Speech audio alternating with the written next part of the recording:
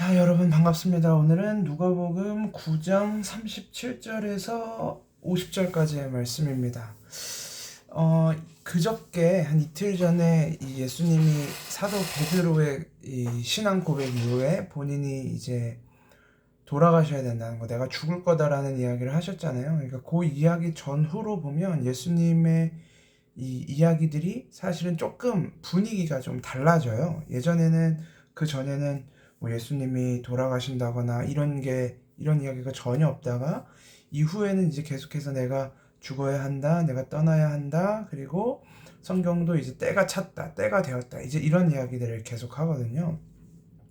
그래서 이제 예수님은 어떻게 보면 자기의 죽음을 준비하는 일, 그리고 자기의 마지막을 준비하는 일, 이런 것들이 이제 많이 이제 이야기가 진행이 되는데, 그와 동시에 사실은 이 제자들, 예수님의 제자들도 어떻게 보면 그 마지막을 준비해 나가고 있는 그림이 나오죠. 근데 예수님과 준비하는 방법은 조금 달라요. 제자들이 준비하는 방법은 조금 다른데, 이제 그게 오늘 본문 46절에서 이제 표출이 된 거죠. 밖으로 표현이 됐는데, 그게 이제 제자 중에서 누가 크냐 하는 변론이 일어나면서 이제 자신들의 야망을 드러내는 거죠.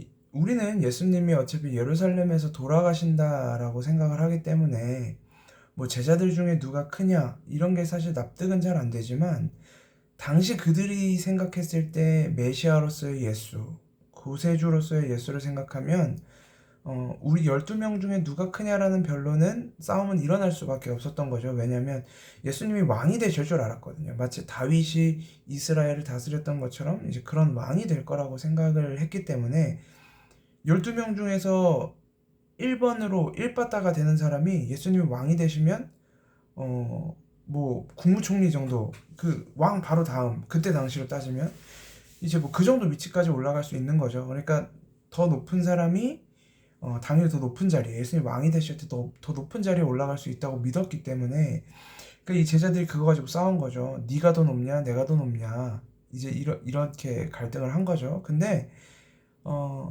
이게 사실 누구 한두 명의 문제는 아니었어요. 왜냐면 여러분도 누군가 갈등이 있거나 싸워보셔서 알겠지만, 이 싸움이라는 건 원래 이 마주쳐야 소리가 납니다. 손뼉도 마주쳐야 소리가 난다고, 싸움도 결국에는 그 똑같은 사람들끼리 싸우는 거예요. 사실은 내가 누군가랑 이렇게 동시에 어떤 크게 싸웠다, 어떤 주제를 가지고 크게 싸웠다, 근데 제가 더 잘못했다, 내가 더 잘못했다, 이런 건 없어요. 그러니까 둘이 비슷한 거예요. 같은 생각을 가지고 있기 때문에 사실은 싸우는 거거든요. 근데 오늘 이 베드로 베드로와 그 제자들, 이 싸움도 사실은 마찬가지인 거죠. 그러니까 소위 이제 수제자라고 하는 베드로, 야고보, 요한이 본인들이 크다고 생각했겠죠. 본인들이 우선순위가 있다고 생각했겠지만, 그 생각이 다른 제자들에게도 분명히 있었다라는 거죠. 그러니까 싸움이 된 거고 변론이 일어나게 된 겁니다. 이렇게 제자들이 예수님이 죽어야 된다고 말씀하셨는데도 정신 못 차리고 누가 더 높냐 싸우고 있는 동안, 예수님이 그걸 아시죠. 그러니까 그게 되게 중요해요. 예수님이 그 마음에 누가 더 크냐라는 걸로 변론하고 있는 걸 아셨다라는 게 굉장히 중요한데, 그리고 나서 한 어린아이를 데리고 오기 때문에 사실은 그게 굉장히 중요한 겁니다. 그러니까 지금 이 어린아이는 이 큰 자가 되고 싶어 하는 자들의 어떤 반대의 의미로 다가올 수도 있는 거겠죠. 단순히 이 어린아이를 돌본다는 것은 성경에서 이 어린아이가 파이디온이라고 등장을 하는데, 보통 이제 그러니까 두 종류라기보다는 이제 두 가지를 상징할 때 등장을 하거든요. 첫 번째는 이제 사도 바울이 편지 속에서 많이 썼던, 너희가 어린아이와 같이 되지 말고 장성한 자가 되라 라고 이야기하는 어떤 믿음의 분량이 작은, 아직도 어린아이와 같은 믿음을 가지고 있는 사람들을 이야기할 때 하나의 파이디온을 쓰고, 두 번째는 이제 어린아이와 같이 연약하고 의존적인, 사실 이게 더 중요한 단어인데, 의존적인, 이제 사람들을 상징할 때 어린아이를 많이 이제 빌려다 씁니다. 왜냐면 어린아이의 특징 중에 하나가 뭐냐면, 의존하지 않으면 생존할 수 없는 사람들이거든요.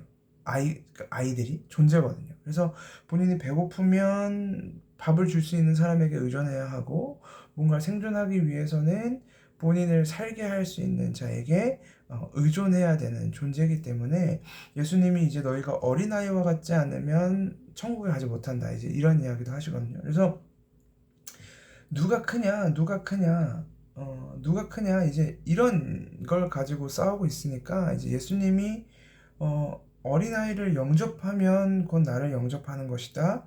그 다음에 나를 영접하면 곧 아버지를 영접하는 것이다. 그러면서 이제 결론적으로 너희 모든 사람 중에 가장 작은 그가 큰 자니라. 이제 이렇게 이야기하는 거죠. 근데 사람들은 이걸 가지고 뭐 겸손해라, 작은 자가 되라, 이제 이렇게 이야기하지만 사실은 이 이야기는 조금 다릅니다. 왜냐하면 여기서 예수님이 앞에 이야기하시는 게, 누구든지 내 이름으로 이런 어린아이를 영접하면 곧 나를 영접하는 것이다, 이제 이렇게 이야기하시기 때문에 그러면 저는 우리가 이 어린아이라는 단어 속에서 내가 발견할 수 있는 어린아이는 뭔가 라는 생각을 좀 해보게 되는 것 같아요. 사람마다 어린아이에 대한 정의가 다를 수도 있겠죠. 본인이 생각하는 어린아이가 누구냐, 이런